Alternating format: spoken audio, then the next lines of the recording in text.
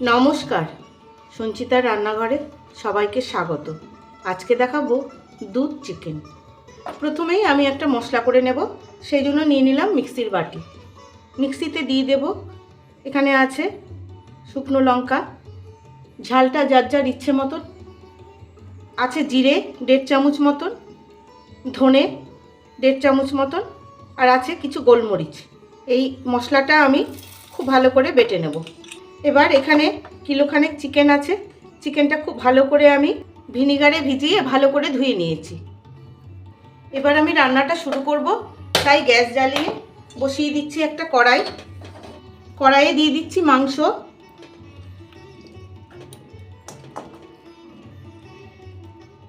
এবার এই মাংসের মধ্যে দিয়ে দিচ্ছি কাপ 1.5 দুধ। এই দুধটা দিয়ে আমি মাংসটা অর্ধেক সেদ্ধ করে নেব। 5-7 মিনিট আমি এই দুধের সাথে সেদ্ধ করে নিয়েছি। মাংস থেকে অনেক জল বেরিয়ে গেছে। এবার আমি একে একে মাংসগুলো তুলে নেব। এবার আমি মাংসগুলো তুলে নিচ্ছি। অর্ধেক সেদ্ধ হয়ে গেছে। আমি মাংসগুলো সব তুলে নিয়েছি।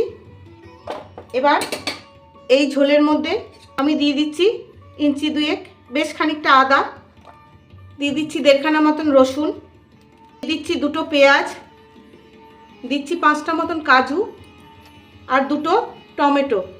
এগুলোকেও আমি খুব ভালো করে সেদ্ধ করে নেব।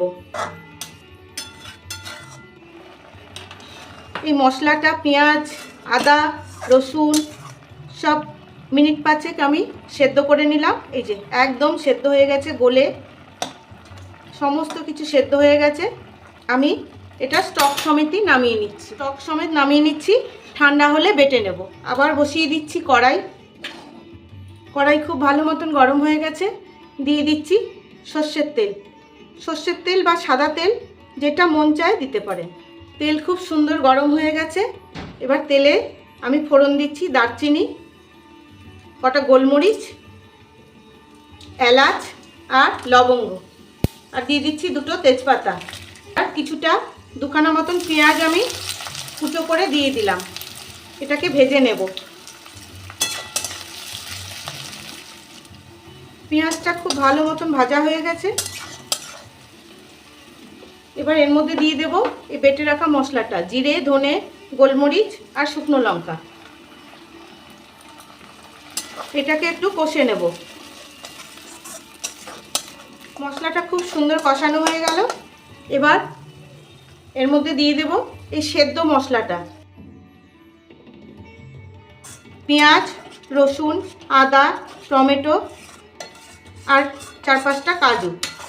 এই সেদ্ধ মশলাটা দিয়ে আর একটু ভালো করে আমি কষে নেব।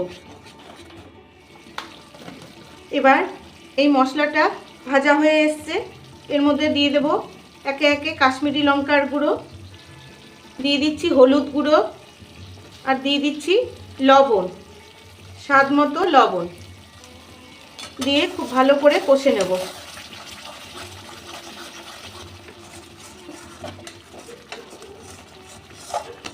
মশলা থেকে তেল ছাড়তে শুরু করে দিয়েছে।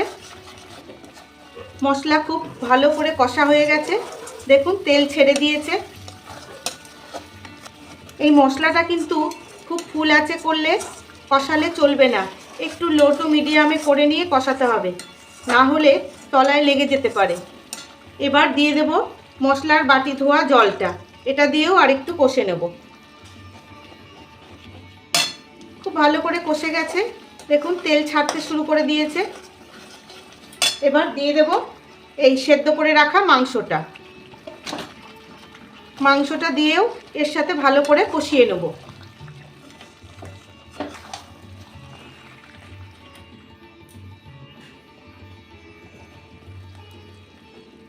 ঢাকা দিয়ে দিয়ে খুব সুন্দর করে কষিয়ে নিয়েছি মাংস। মাংস তো সেদ্ধ ছিলই, অর্ধেকের বেশি, আরও খানিকটা সেদ্ধ হয়ে গেছে। মাংস সেদ্ধ একদমই হয়ে গেছে, একদম তেল ছেড়ে দিয়েছে। একটু গরম জল, বেশি দেব না, খুব সামান্য দিয়ে, এটার খুব একটা ঝোল ভালো লাগবে না, আবার গ্রেভিটা একটু ঘন করে নেব।